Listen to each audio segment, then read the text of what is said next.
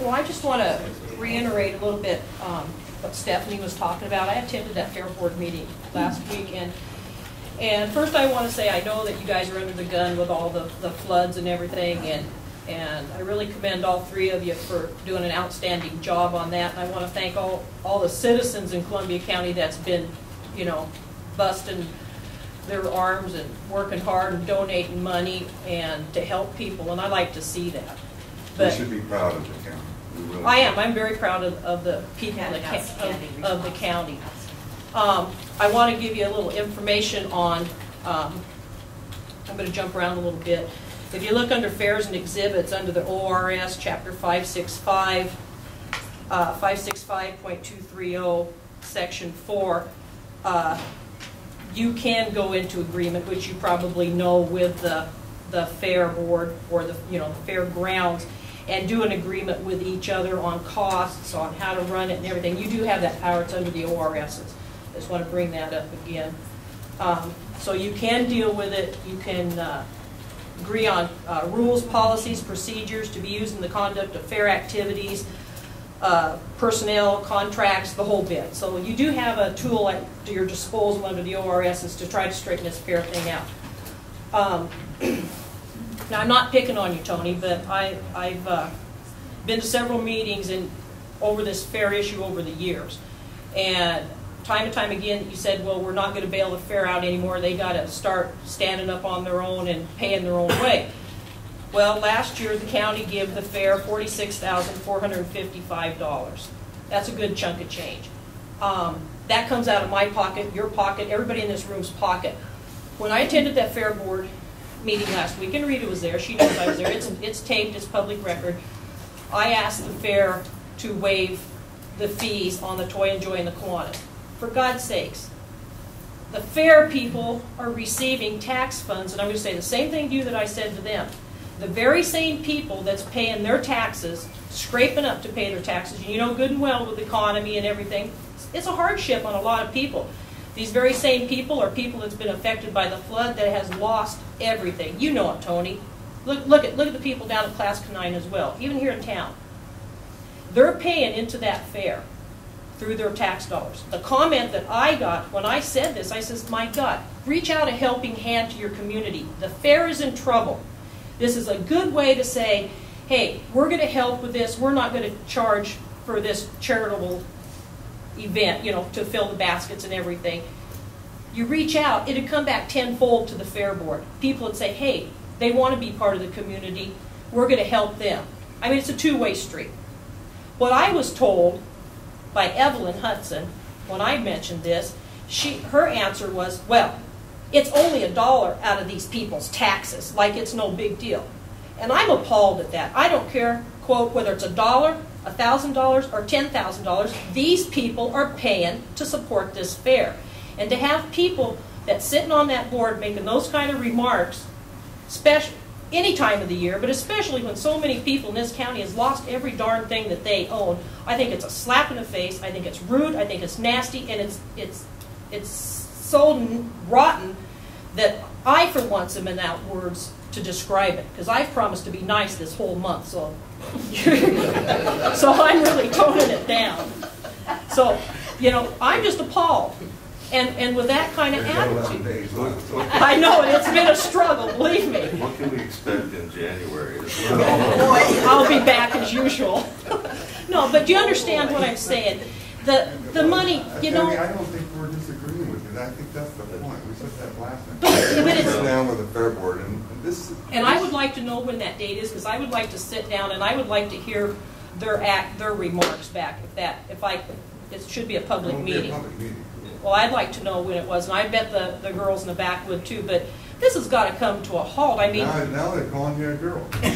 That's the best thing I've heard here. But you know, there's got to be something done.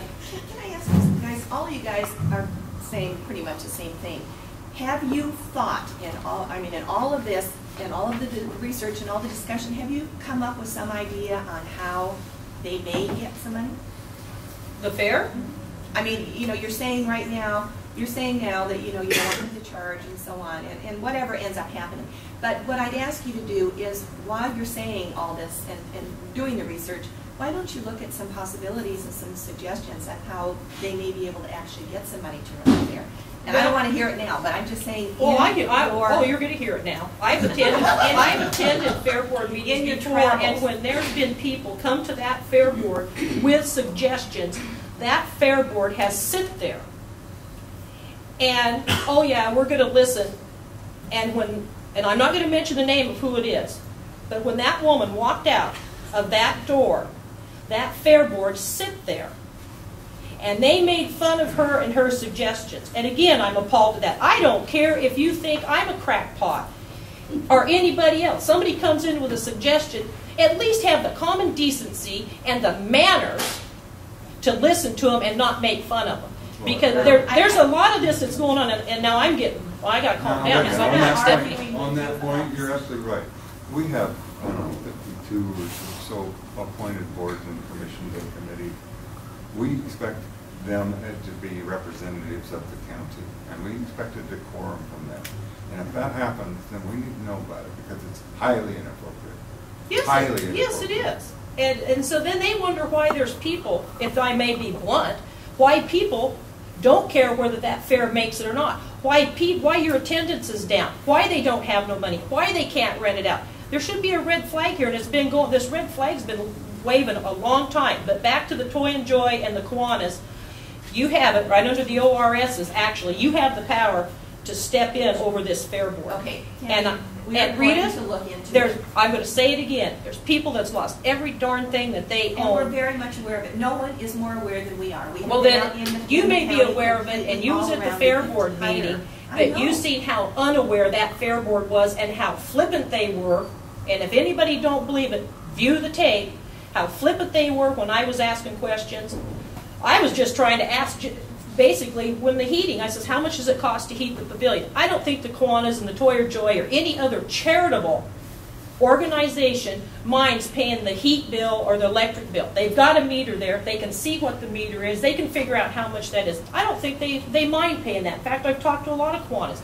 They don't mind that. But when I asked a general question was about how much does it cost to heat that building, and my answer was, which I thought was very rude, and I bit my tongue, was, well, it depends on whether it's 60 degrees or 30 degrees. That's not that question. That was a flippant answer, and it was the way it was said, and I'm not happy about it. I understand if you're very upset about this, and we will be looking into this.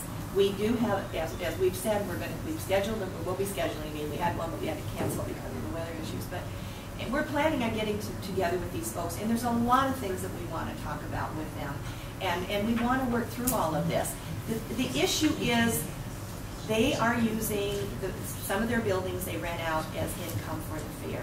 If they don't charge for whatever reason, if they choose not to, or things are decided that they're not going to, they still have to have some way to get that money back. So where's that going to come from? And so that, I think, is what when a charity is using it not to make money, Rita, and they offer to pay the lights or the heat, as long as that fairground is breaking even on a charity to help people who's paying it, and the extra $46,000 plus all the volunteers and everything else, then there's something wrong with that picture. If they can have their greedy little paw out wanting my tax dollar, then by God, they can spread the tax dollars that they're getting to people in need, and I think that's a slap in the face. Well, and you do have control over it.